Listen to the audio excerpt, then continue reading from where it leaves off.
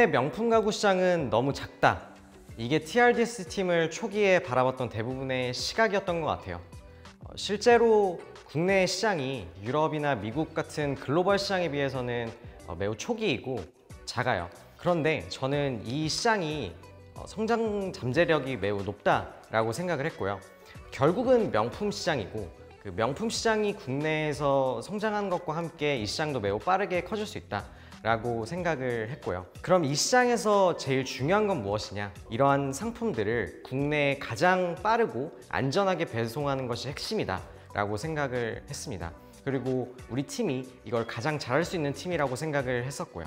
그래서 이렇게 좋은 기회로 너무 감사하게도 함께 할 수 있게 되었습니다. 네, 안녕하세요. 저는 CDF 브로스의 대표 권재호입니다. 저희 CDF 브로스는 TRDST라는 럭셔리 홈퍼니싱 플랫폼을 운영하고 있습니다. TRDST는 해외에서 유명한 명품 가구나 조명을 온라인으로 직구 방식으로 구매할 수 있는 서비스입니다. TRDST는 3만 개 정도의 SKU를 보유한 온라인 플랫폼인데요. 온라인에서 다양한 명품 가구나 조명을 구매할 수 있는 것, 그리고 가장 큰 장점으로 뽑으면 싸다라는 것입니다. TRDST는 연평균 한 250% 정도 성장을 해왔는데요. 현재는 월 거래액은 한 10억 정도 하고 있고 MAU는 13만 명 정도가 이제 방문을 하고 있습니다. 저희 제휴되어 있는 부티크는 15군데 정도가 되고요. 1차 벤더, 2차 벤더, 3차 벤더 공급하는 어떤 벤더들 중에서 최상위에 속하는 벤더들하고만 거래를 진행하고 있습니다.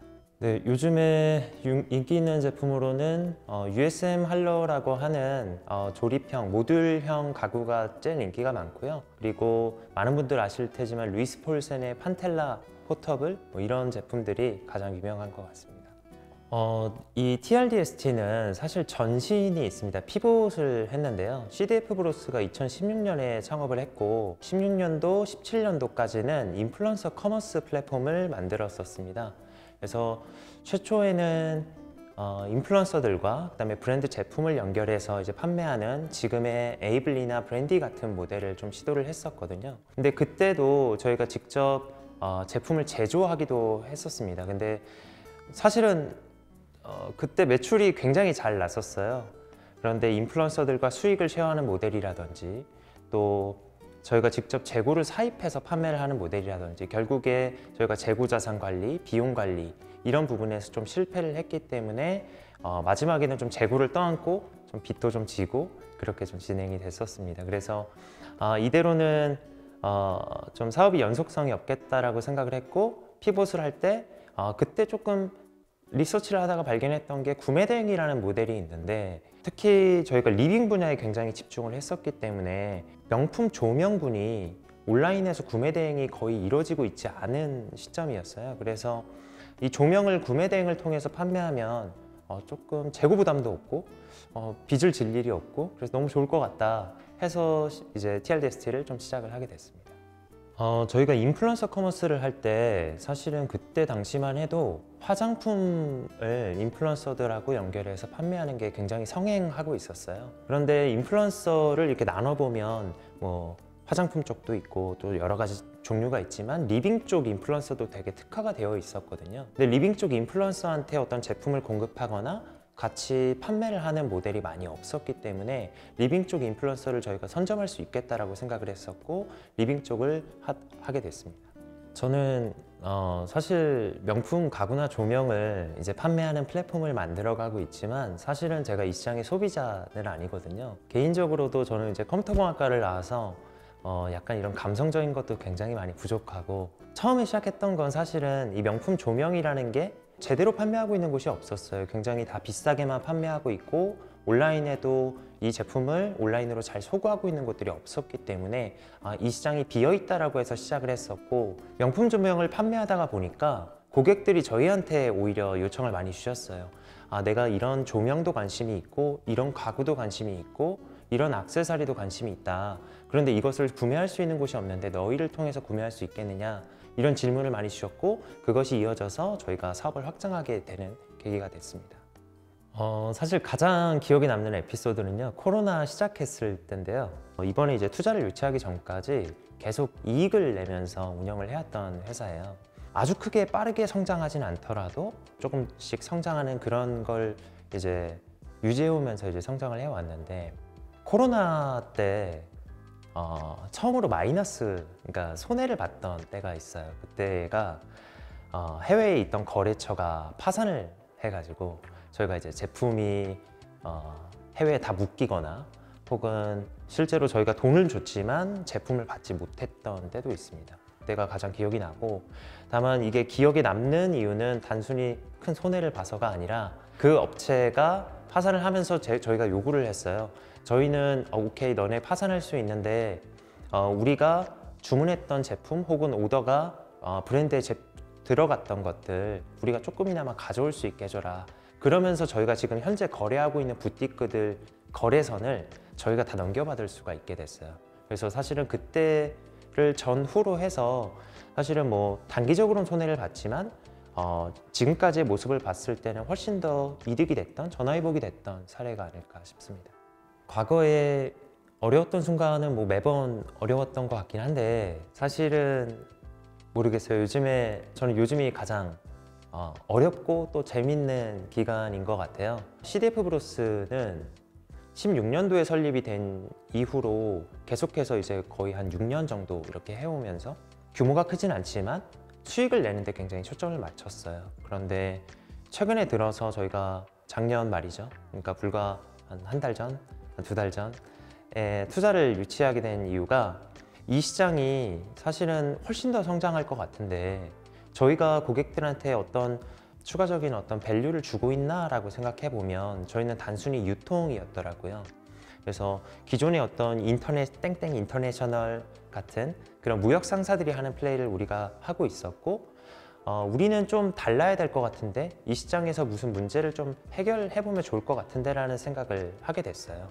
그러고 나서 지금 우리의 어떤 조직, 팀, 이 사고하는 방식이나 일하는 방식을 돌이켜 봤을 때 우리가 굉장히 많이 달라져야겠구나. 우리가 생각하는 방식, 우리가 이 시장에서 문제를 해결해야겠다는 어떤 마인드, 이런 게 굉장히 많이 필요하다고 느꼈고, 지금 그런 부분을 해소하는 게 굉장히 중요한 고민으로 남아있는 것 같습니다. 네, 명품 가구 시장은 굉장히 오랫동안 오프라인 위주로 돌아갔던 시장이에요. 저도 사실은 명품 가구를 구매해 본 적이 없기 때문에 사실 리서치도 많이 해보고 뭐 매장을 가보기도 해봤는데요. 실제로 매장에 가면 되게 예쁘게 잘 꾸며져 있고 되게 이제 가는 것만으로 기분은 좋아요. 그런데 실제로 제품을 구매하려고 하면 굉장히 많은 난관에 부딪히는데요. 일단 매장이 굉장히 점조직처럼 되게 이제 작은 이제 점포들로 구성이 돼 있죠. 쇼룸이라고 할 수 있는데, 이 쇼룸에 가게 되면 어떤 특정 브랜드의 제품을 볼 수 있거든요. 그러니까 막 모든 편집샵처럼 엄청 큰 막 다양한 이런 제품을 볼 수 있는 게 아니고 특정 브랜드의 특정 시그니처 제품을 볼 수가 있어요. 그런데 사실은 그 브랜드에서 내는 제품은 그것만 있는 게 아니거든요. 옵션이나 뭐 여러 가지 뭐 색상, 재질 이런 걸 다 따져보면은 경우의 수가 정말 수천 가지에 해당하는데, 정작 볼 수 있는 제품은 굉장히 제한적이다. 이런 측면이 있는 것 같고요. 그다음에 가격이 너무 비싸요. 그러니까 저희 사이트를 기준으로 이제 비교를 해보면 저희 사이트에서 1,000만 원에 팔리는 제품이 매장에 가면 2천만 원에 팔리고 있어요. 그래서 너무 비싼 게 굉장히 단점인 것 같고, 근데 최근에 뭐 오늘의 집도 그렇고 정말 리빙에 대한 관심이 정말 많아지면서 조금 더 좋은 제품은 없어? 조금 더 좀 프리미엄? 조금 더 럭셔리한 제품은 없어? 혹은 내 취향을 좀 반영할 좀 더 디자인이 된 가구는 없어? 이런 니즈가 정말 많아지는 데에 비해서 유통하는 방식이 굉장히 아직까지는 고전적이다, 이런 생각을 가지고 있고요. 그래서 저희가 사실은 해결하고자 하는 문제도 이런 부분에 기인합니다. 그래서 좀 더 고객들한테 다양한 제품을 제공하고 조금 더 합리적으로 구매할 수 있는 환경을 제공하는 게 있을 것 같습니다. 네, TRDST는 럭셔리 홈퍼니싱 플랫폼을 만든다라고 하고 있는데요. 요즘에 패션 쪽에는 패션 플랫폼들이 정말 많잖아요. 패션 플랫폼이 처음에 해결하고자 했던 문제는 고객들한테 정말 다양한 제품 전달하고 또 합리적인 가격, 좋은 서비스로 전달하는 거였다라고 생각하고 여전히 그렇다고 생각합니다. 저희도 크게 다르지 않고요. 그게 곧 유통의 본질이라고 생각하고 저희는 유통을 굉장히 잘하고 싶은데 요즘 말로 노력을 통해서 유통을 잘할 수 있는 시기는 아닌 것 같아요. 유통을 정말 잘하려면 어떻게 해야 될까 해서 저희가 첫 번째로 생각한 것이 플랫폼화이고, 이 플랫폼에서 정상적으로 혹은 원활히 이 제품들이 고객한테 전달될 수 있기까지 어떤 물류 시스템, 물류 풀필먼트 시스템 이런 부분들로 이제 유통을 좀 혁신하고 싶다라는 생각을 했습니다. 저희가 명품 가구 시장을 해석하는 방식은 유통이 너무 구리다? 그런 식으로 좀 생각을 하고 있고요. 이게 불편하지 않다라고 생각하는 분들이 많은 것 같아요. 근데 저는 이건 굉장히 불편한 거고, 불편함을 해소하면 고객들은 저희를 찾을 수밖에 없다. 그래서 고객한테 무조건 유리한, 편한, 쉬운 서비스 만들고 싶다. 이게 저희의 비전이라고 할 수 있을 것 같습니다. 저희 TRDST는 이제 최근에 투자 유치하면서 사실은 거의 모든 분야에서 채용을 좀 진행하고 있습니다. 고객들한테 제품을 소개하고 또 제품을 선별해서 전달하는 이런 MD 직군도 채용을 진행을 하고 있고, 해외의 다양한 쇼룸들, 중소형 쇼룸들을 영업을 해서 저희 플랫폼에 락인을 시키는 영업 직군도 이제 채용을 좀 진행을 하고 있고요. 그다음에 이 개발 직군도 굉장히 열심히 채용을 좀 진행을 하고 있는데요. 명품 가구 시장의 어떤 문제를 해결하는데 저는 IT가 해결책이라고 좀 보고 있고, 그래서 많은 개발자분들과 고객과 만나는 웹스토어를 개발하는 부분, 그리고 또 뒷단에서 유럽에 있는 수많은 부티크들이 참여할 수 있는 플랫폼을 만드는 부분, 이 부분에서 개발이 많이 필요해서 개발자분들 열렬히 좀 모시고 있고요. 그 이외에 뭐 마케팅도 있고, 물류가 또 굉장히 중요한 경쟁력이 되다 보니까 SCM이라고 하는 서플라이 체인 매니지먼트를 담당하실 분들도 지속적으로 모시고 있습니다.